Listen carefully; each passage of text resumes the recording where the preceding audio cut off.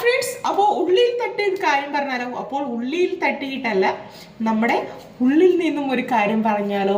എല്ലാവർക്കും ലൈഫിൽ ഇങ്ങനെ ഓരോരോ ചേഞ്ചസ് വന്നുകൊണ്ടിരിക്കില്ലേ? ആ സമയത്ത് നമ്മൾക്കിങ്ങനെ ഉള്ളിൽ തട്ടി കാര്യം പറയാന്ന് വെച്ചാൽ ഈ ഉള്ളിയല്ല. ഓക്കെ, അപ്പോൾ ഞാൻ പറയുന്ന കാര്യമില്ലേ, എൻ്റെ ഒരു സബ്സ്ക്രൈബർ കഴിഞ്ഞ ദിവസം, അതായത് ആ സബ്സ്ക്രൈബർ എന്ന് പറഞ്ഞാൽ എനിക്ക് എൻ്റെ ഹൈസ്കൂളിൽ പഠിക്കുന്ന സമയത്ത് അത്രമേൽ പ്രിയപ്പെട്ട ഒരാളാണ്.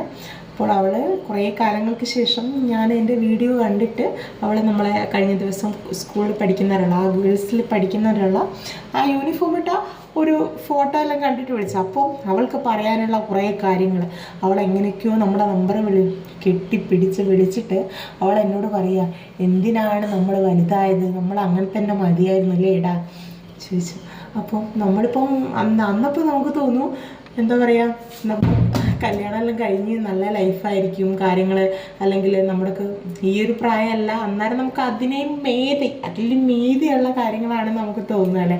അപ്പോൾ നമ്മളിങ്ങനെ വിചാരിക്കില്ലേ, പണ്ട് ഞാനും അവളും നമ്മൾ കുറച്ച് പേര് ആ ഗ്യാങ്ങിലുള്ള ആൾക്കാർ ഭയങ്കരമായിട്ട് എക്സൈറ്റഡ് ആയിരുന്നു. അവൾ വിദ്യാഭ്യാസ മന്ത്രി, ഞാൻ ആരോഗ്യമന്ത്രി. പിന്നെ തടിയും മണ്ണൊക്കെ ഉള്ളതുകൊണ്ട് ക്ലാസ്സിലെ ആരോഗ്യമന്ത്രി കേട്ടോ.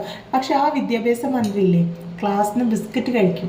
ബിസ്ക്കറ്റ് കഴിച്ചിട്ട് ആരോഗ്യമന്ത്രീൻ്റെ ബെഞ്ചിൻ്റെ താഴെ ഇടുന്ന സമയത്ത് പറയാൻ കുറേ അനുഭവങ്ങളല്ലേ, എന്താ പറയുക, നമ്മളിങ്ങനെ കുറേ സങ്കടങ്ങളും കാര്യങ്ങളൊക്കെ അന്നൊരു കുഞ്ഞു പുസ്തകം പോലെ അല്ലേ, ആ ഒരു ഫ്രണ്ട്ഷിപ്പിൽ ഒതുങ്ങി വലിയ വലിയ സങ്കടങ്ങളൊന്നും അന്ന് നമുക്കുണ്ടാവില്ല അല്ലേ. എന്തെങ്കിലും ചെറിയ സങ്കടം കൂടിപ്പോയത്, എന്താ പറയുക, ഒരു മിഠായി വാങ്ങാൻ പൈസ തരാത്തതോ, അങ്ങനെ ചെറിയ ചെറിയ സങ്കടങ്ങളിൽ ഒതുക്കി കൂടുന്ന ഒരാൾക്കാരായിരിക്കില്ലേ നമ്മൾ.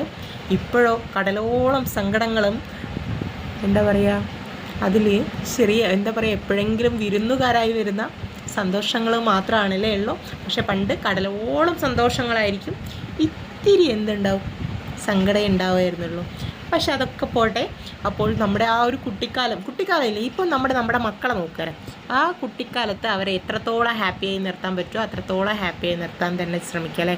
കാരണം ആ ഒരു കുട്ടിക്കാലത്തേക്ക് ഇനി ഒരിക്കലും തിരിച്ചു പോകാൻ കഴിയില്ല. അന്ന് എനിക്കിപ്പോഴും ഓർമ്മയുണ്ട്, ഞാൻ പച്ച റിബണും കാര്യങ്ങളൊക്കെ കെട്ടി സ്കൂളിലേക്ക് പോകുന്ന സമയങ്ങളും ആ വഴിയിൽ എന്താ പറയുക, ഓരോ കാഴ്ചകളും അത്രയും മനോഹരമായിരിക്കും അല്ലേ. അപ്പോൾ എന്താ പറയുക, നമുക്ക് നമ്മളായിരിക്കുന്ന ആ ഒരു കാലത്ത് ചെറിയ ചെറിയ സങ്കടങ്ങൾ മാത്രത്തിൽ ഒതുക്കിക്കൂടി ആ ക്ലാസ്സിൽ പോയിട്ട് സുഹൃത്തുക്കളോട് അത്രയും ഹാപ്പി ആയിട്ട് ഇരിക്കാൻ പറ്റുന്ന ഒരിടമായിരുന്നു അല്ലേ. അപ്പോൾ അവൾ പറഞ്ഞപ്പോൾ ശരിക്കും പറയുകയാണെങ്കിൽ ജസ്റ്റ് ഒന്ന് മൂഡ് ഓഫായി. അപ്പോൾ ഈ വീഡിയോ